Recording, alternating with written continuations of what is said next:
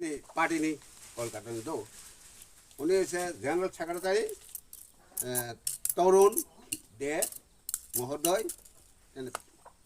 बसन बसन तई कैसा वो जनरल सेक्रेटारी ना बाबा ह्यूमन राइट नी बुझिखरा मानवाधिकार नी हाँ बेने मुखाय शांतनु दे আচ্ছা বাংলা বোঝেন তো শিখছিলাম ওই আপনাদের এখানটা তো কারেন্ট এখনো আসেনি এসছে কারেন্ট পুরো কাজ করেনি আর ওদের বারবার বলা সত্ত্বেও একটা ঝামেলা পড়ছে গভর্নমেন্ট তো অনেক বছর ধরেই আছে আমাদের উদ্দেশ্যটা যে সরকার গঠন তা নয়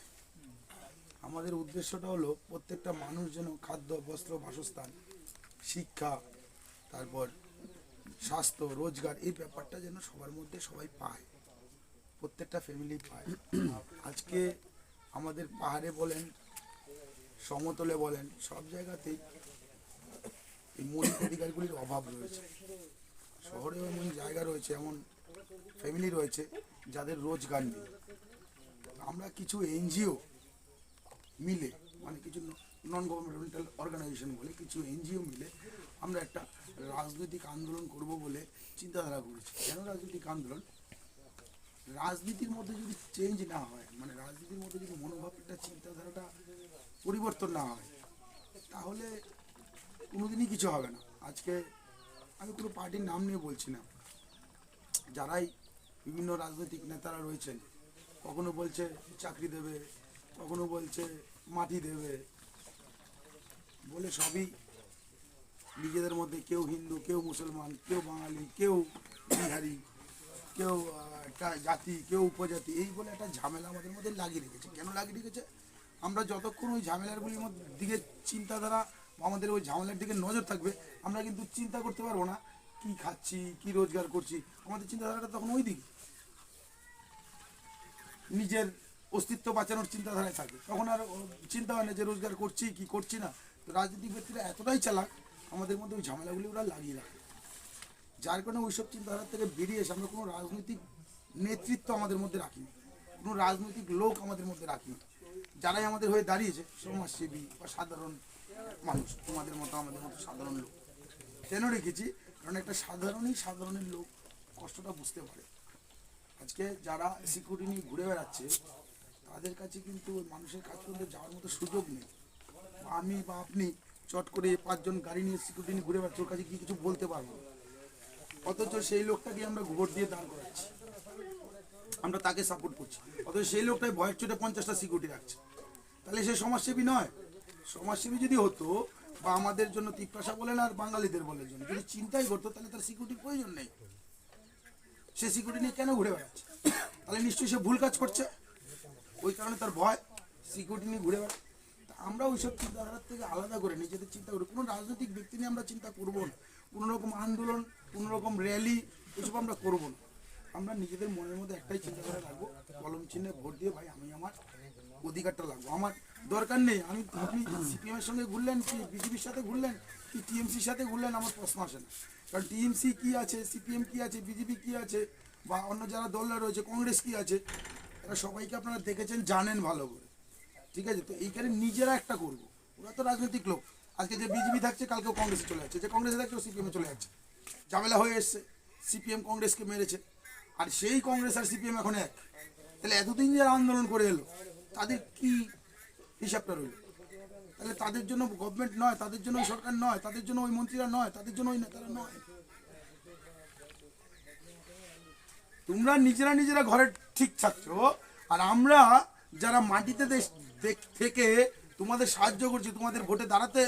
সাহায্য করছি তারা মার খেয়ে মরছে আর তোমরা নিজেরা ঠিক বলেই তো আজকে দুজন একসাথে হয়ে যেতে পারলে এখনো ত্রিপুরা এমন ফ্যামিলি আছে যে কংগ্রেস ফ্যামিলি সিপিএম ফ্যামিলি মিল হয় না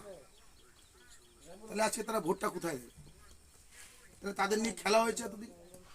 তো অনেক খেলা 75 বছর ধরে খেলেছে আমরা ওই খেলার মধ্যে যাবই না আমরা পাতি অধিকার নিয়ে কাজ করব ভাই আমার খাওয়ার দরকার আমার থাকার জায়গা দরকার আমার রোজগার দরকার আমার একটা স্বাস্থ্যের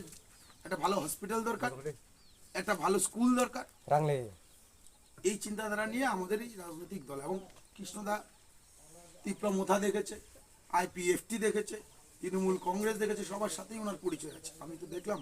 আমাদের মহারাজের সাথে ওনার পরিচয় ভালো, মহারাজ ওনার বাড়িতে এসে থাকতো, বা আগে যারা IPFTর যারা লিডাররা ছিল তারা ওনার কাছে আসতো। ঠিক আছে, ওনাকে কেউ ওনার সাহায্যটা নিয়েছে সবাই, কিন্তু ওনাকে বলেনি অধিকারের জন্য আপনি লড়াই করেন, ওনাকে দিয়ে কাজগুলি করুন। আজকে এই কারণে আমরা কৃষ্ণদাকে বলি, কৃষ্ণদা বলছিলাম আমাকে অন্য কাউকে দিয়ে আমরা করি, আমি না, আপনাকেই দাঁড়াতে হবে, আপনাকেই ব্যাটন আগে ধরতে হবে।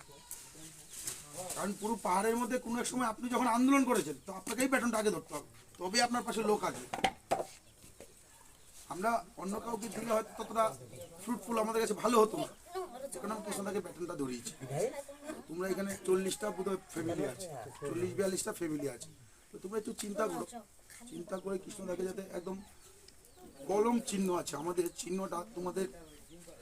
এই যে সিম্বলটা, এই যে সিম্বলটা, এই সিম্বলটাতে দিতে হবে। দিলে কৃষ্ণদা তোমাদেরও সাহায্য হবে, কৃষ্ণদাকে দাঁড় করানো মানে তোমাদের সাহায্য হবে। কৃষ্ণদা যদি আজকে 10টা ভোটও পায়, তাহলে অন্য সব রাজনৈতিক দলের কাছে লজ্জা। কৃষ্ণদা যদি আজকে 10টাও পায় ভোট, সব রাজনৈতিক দলের কাছে লজ্জা আজকে। আর এই পার্টির সৃষ্টিকর্তা ত্রিপুরায় উনি, সুতরাং ওনাকে আমাদের, আমরা কলকাতা থেকে এসেছি, আমরা NGOর লোক, আমি মানব অধিকারের সদস্য, আমার সঙ্গে পার্টি রাজনীতির কোনো যোগাযোগ নেই, কিন্তু যেহেতু মানুষের অধিকারগুলি রক্ষা হচ্ছে না, সেই কারণে ওনাকে বললাম আপনি দাঁড়ান, আন্দোলন করুন, আমরা আপনার পিছনে থাকবো। এই হলো ব্যাপার আর কি। তো আপনারা চেষ্টা করবেন, চিন্তা করবেন একটু ভালোভাবে, গভীরভাবে,